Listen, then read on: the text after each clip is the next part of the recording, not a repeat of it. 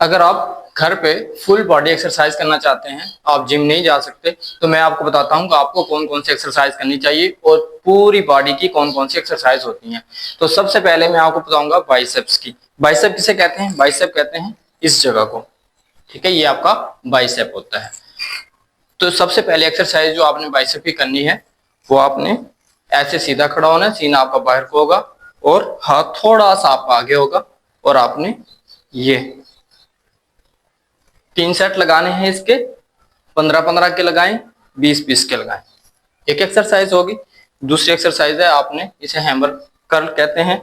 आपने इसको ऐसे पकड़ना है और ये सीना बाहर, हाथ आपका एक जगह होल्ड होगा, हिलना नहीं है ये। और तीसरी एक्सरसाइज आपकी ये होगी।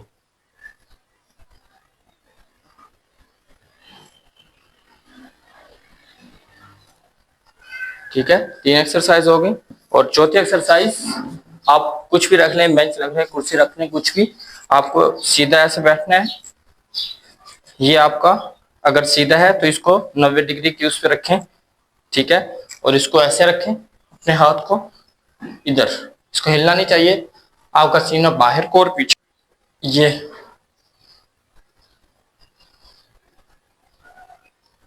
फिर इस हाथ से ये एक्सरसाइज करनी है। ये आपका बाइसेप मुकम्मल हो गया। अब आपने ट्राइसेप, जो ये वाला हिस्सा है, इसको ट्रेन करना है। तो सबसे पहले आप क्या करोगे? किक बैक, ये। ठीक है, किक बैक, पीछे को आप धकेलोगे इसको, पीछे को। किक बैक हो गया। उसके बाद ये पीछे, इसको एक जगह रखना है, क्लोज रखना है, और ये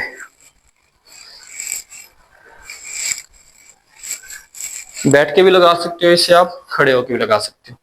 और उससे अगली चीज क्या है? उससे अगली जो एक्सरसाइज है वो है ट्राइसेप डिप्स। यहां रखोगे, हाथ क्लोज, सीधा, और ये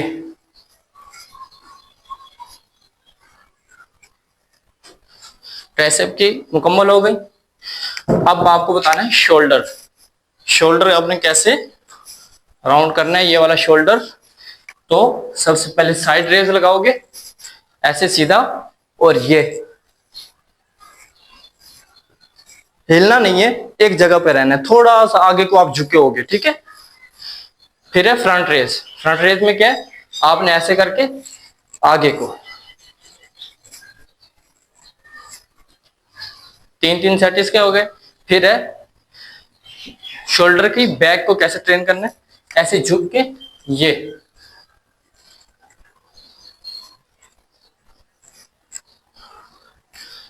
ये हो गया। उसके बाद ये जो हमारी कमर है, हमारी जो बैक है, इसको कैसे ट्रेन करना है? ऐसे हो गया, आप झुक जाओगे, कमर आपकी सीधी। ये अपर बैक के लिए 3 सेट लगाने हैं इसके।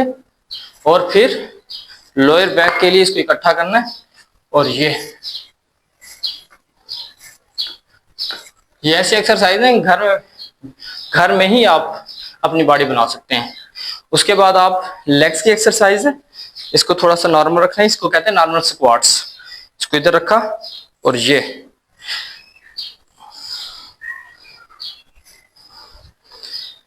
उसके बाद सोमो स्क्वाट्स, पाँव थोड़ा सा कंधे से बाहर,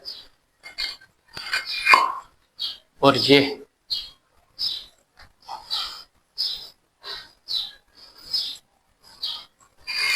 उसके बाद है लंजिस। लंजिस में क्या होता है? ये दोनों टांगों को आप लगाओगे। ठीक है, और उसके बाद आपकी चेस्ट है। चेस्ट की एक्सरसाइज क्या है? नॉर्मल पुशअप्स लगाओ, डिक्लाइन पुशअप्स लगाओ, और इंक्लाइन पुशअप्स लगाओ। नॉर्मल पुशअप्स क्या होता है? देखो, नॉर्मल पुशअप्स ये ऐसे नीचे रखा, और ये नॉर्मल पुशअप्स है। डिक्लाइन पुशअप्स क्या है, वो मैं आपको बता देता हूँ। इधर ये आपका है डिक्लाइन पुशअप्स, देख रहे हैं? इसको आपने हाथ को ऐसे रखना है, और ठीक है। उसके बाद है इंक्लाइन पुशअप्स। इंक्लाइन पुशअप्स क्या होते हैं? इसको ऐसे रखा, ऐसे पकड़ा, ये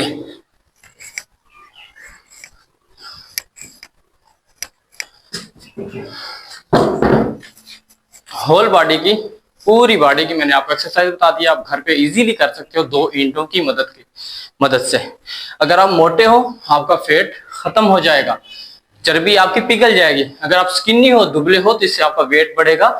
इससे आप अगर एक्सरसाइज करोगे, वर्कआउट करोगे, तो आपकी बॉडी जो है वो चीजों को हजम करेगी और आपकी बॉडी पे वो चीजें लगेंगी। ठीक है। अगर आप चाहते हो कि एक एक पार्ट की मैं डिटेल से वीडियो बनाऊं उसके नाम के साथ, और ये बताऊं कि ये किस जगह को हिट कर रहा है, ये किस जगह को हिट करेगा, ये एक्सरसाइज करेंगे तो हमारा कौन सी जगह ट्रेन होगी और कितना फायदा होगा, तो फिर आप मुझे कमेंट में बता दें। मैं डिटेल वीडियो भी बना दूंगा, पूरी फुल बॉडी वर्कआउट की डिटेल वीडियो, एक एक पार्ट की, बाइसेप की अलग, ट्राइसेप की अलग, चेस्ट की अलग, बैक की अलग, लेग्स की अलग। और वेट गेन सीरीज मेरी आ रही है, जिसमें मैं बताऊंगा कि आप वेट गेन करने के लिए क्या क्या चीजें खा सकते हैं।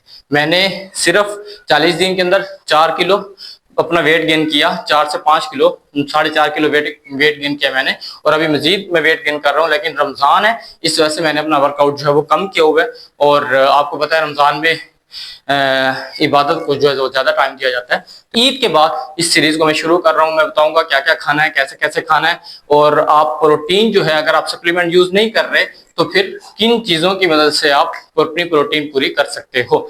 और जो लोग कहते हैं कि हम खाते हैं लेकिन हमें बचता नहीं है, यानी हमारे जिस्म को नहीं लगता, हमारा हाजमा ठीक नहीं है, तो उसके लिए भी मैं सीरीज शुरू कर रहा हूँ। वो भी मैं चीजें बताऊंगा कि आपको कौन कौन सी चीजें इस्तेमाल करनी चाहिए। घर में पड़ी चीजें हैं, घर में पड़ी हैं, कि आपके किचन में मौजूद है, आप जरा सा उनको इस्तेमाल करें तो आपका जो मैदा है, जो आपका स्टोमिच है, वो अच्छा काम करेगा, आपका हाजमा, आपका डाइजेशन दुरुस्त हो जाएगा।